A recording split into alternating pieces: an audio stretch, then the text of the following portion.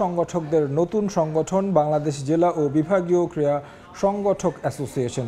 সে খবর জানাতে এই মুহূর্তে জাতীয় ক্রীড়া পরিষদে আছেন রিপোর্টার ফাহিম ইসলাম। সরাসরি যাচ্ছি তার কাছে।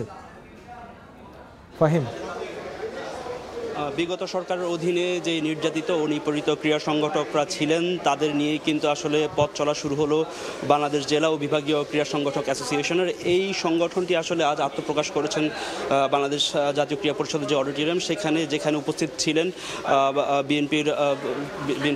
বিএনপির মেজর অবসরপ্রাপ্ত হাফিজ উদ্দিন এবং কি জেলা সাবেক সাবজয়ী ফুটবলার এবং গোলরক্ষক আমিনুল হক এবং তামিম ইকবাল জাতীয় দলের সাবেক অধিনায়ক, তিনিও ছিলেন। আসলে বিগত সরকারের অধীনে যেসব ক্রীড়া সংগঠকরা আসলে তারা বলেছেন, বক্তৃতা দিয়েছেন এখানে, এবং কি তারা বলেছেন যে বিগত সরকারের অধীনে যে ক্রীড়াবিদরা ছিলেন তাদেরকে আসলে দলীয়করণের কারণে বিএনপি ঘরানার বা বিএনপি মনা যেসব ক্রীড়াবিদরা আছেন তারা কিন্তু আসলে ক্রীড়াঙ্গনের আসতে পারেননি, এবং কি দেশের ক্রীড়াঙ্গনে যে তাদের যে দেওয়ার ছিল তারা তা সুষ্ঠুভাবে দিতে পারেননি। তাই তারা আজকে এখানে একত্রিত হয়েছেন এবং কি দেশের যে ক্রীড়াঙ্গন সেই ক্রীড়াঙ্গনকে এগিয়ে নিয়ে যেতে, আসলে রাজনীতি মুক্তভাবে ক্রীড়াঙ্গনকে এগিয়ে নিয়ে যেতে তারা বদ্ধপরিকর। এবং কি তারা এখানে কথা বলেছেন এবং তারা বলেছেন যে আমিনুল হক যিনি বলেছেন, যিনি বিএনপির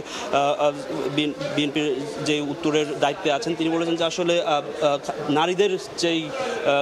নারীদের যেই খেলাধুলা সেটা অগ্রগতির জন্য বেগম খালেদা জিয়ার নামে, যিনি বিএনপির নেত্রী, তার নামে কিন্তু আসলে দুটি ক্রিকেট ও ফুটবল টুর্নামেন্ট চালু করবেন। এছাড়া তামিম ইকবাল খান বলেছেন যে আসলে যে বাংলাদেশ ক্রিকেট বোর্ড বিসিবি সেখানে আসলে রাজনীতি থেকে বাইরের ব্যক্তিত্ব বা যারা পরীক্ষিত সংগঠক তাদেরকে আসলে দায়িত্ব নেওয়া উচিত। আসলে যারা জেলা এবং বিভাগীয় পর্যায় থেকে ক্রিকেটার উঠিয়ে আনবেন এবং কি বাংলাদেশের যেই ক্রিকেটের যে পাইপলাইন সেটা করবেন। এবং কি অন্যান্য যে বক্তৃতারা যারা ছিলেন, সংগঠকরা ছিলেন, তারা বলেছেন তারা নির্যাতিত নিপীড়িত হয়েছেন এবং কি সামনের যে দিনগুলোতে সেখানে আসলে রাজনীতি মুক্ত রেখে আসলে ক্রীড়াঙ্গনের পথ চলা উচিত।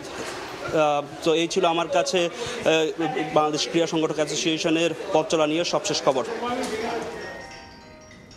জাতীয় ক্রীড়া পরিষদের থেকে আমাদের সঙ্গে যুক্ত হয়েছিলেন সহকর্মী ফাহিম। তিনি জানাচ্ছিলেন জেলা ও ক্রীড়া সংগঠকদের যে অ্যাসোসিয়েশন, নতুন অ্যাসোসিয়েশনের বিভিন্ন বিষয়াদি।